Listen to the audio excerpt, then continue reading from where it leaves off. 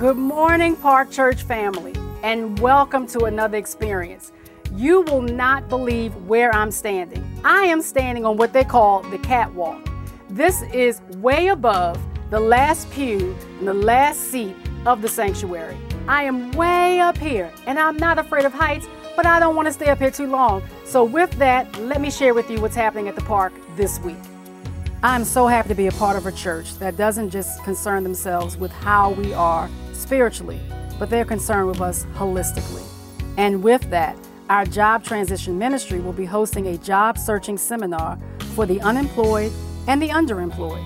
There will be a career coach on hand who will review resumes and interviewing skills. This will take place on Tuesday, June 25th at 6 p.m. at the Park Church Independence. Please make sure you bring resumes and be prepared to get the skills you need in order to identify your next career move. In Necessary Christianity, living a must life in a maybe world, one is led on a journey through the must sayings of Jesus and is confronted by the necessary that a life in Christ provokes and provides.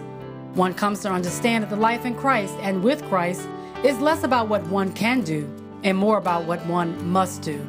Through reading this, you discover that the must life in Christ is a life of focus, progress, direction, clarity, diligence, and yielding to the will of God. I am pleased to present my very first book. It's entitled Necessary Christianity, Living a Must Life in a Maybe World.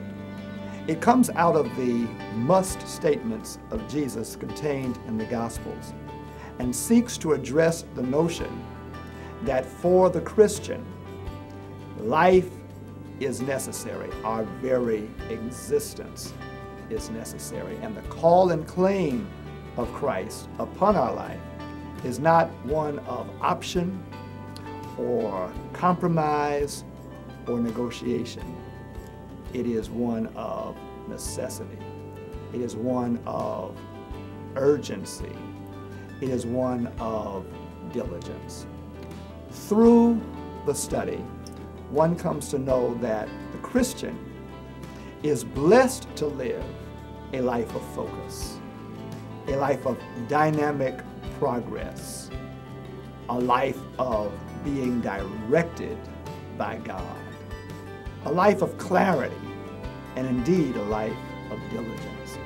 And ultimately, that leads to a yielded life to the will of God, whose desire for us is always bigger and better than the desire that we have for ourselves.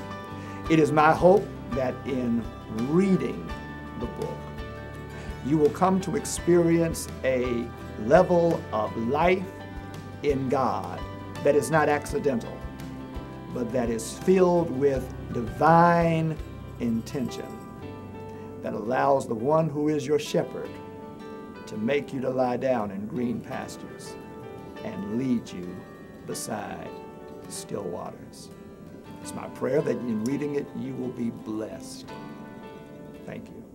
We often believe that we must address a need across the waters when we don't even realize that there are needs that need to be addressed right here in Charlotte.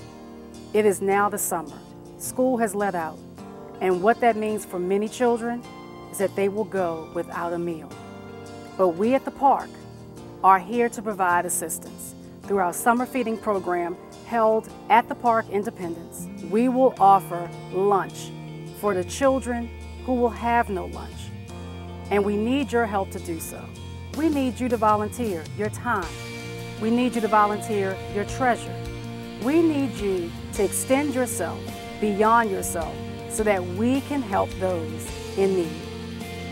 How can we allow a child to go hungry? We at the Park Church exist to extend the love, life, and lordship of Jesus Christ to everyone, in every way, at every place, and at every time we have the opportunity to do so. And we have an opportunity. Hit the serve button on our website and find the need for the summer feeding program and offer your time as we continue to extend ourselves beyond ourselves.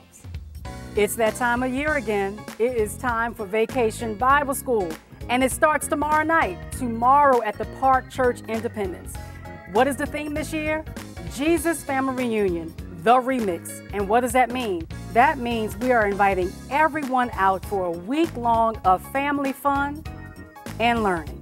So come on out and bring your neighbors, bring your mother, bring your father, bring your sister, bring your brother, bring everyone out so we can enjoy great fellowship and draw closer to Christ. See you there. I can't leave without saying Happy Father's Day to all the fathers of the church. We applaud you for the role that you play in the lives of your family, in the lives of the community, in the lives of the church, and in the lives of young people. And for you brothers who may not be biological fathers, you still are fathers. You are mentors to young girls and young boys, and we thank you for being a role model.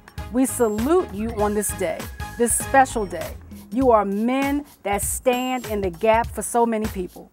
You are men who are not ashamed to spread the gospel. You are men who are not ashamed to worship the Lord. And we thank you for the role that you play in the lives of so many. I encourage you to continue to do what you do, to continue to extend yourselves beyond yourselves. And now I invite you fathers, and I invite the entire church community, and I invite our visitors to sit back and now enjoy the Park Church worship experience.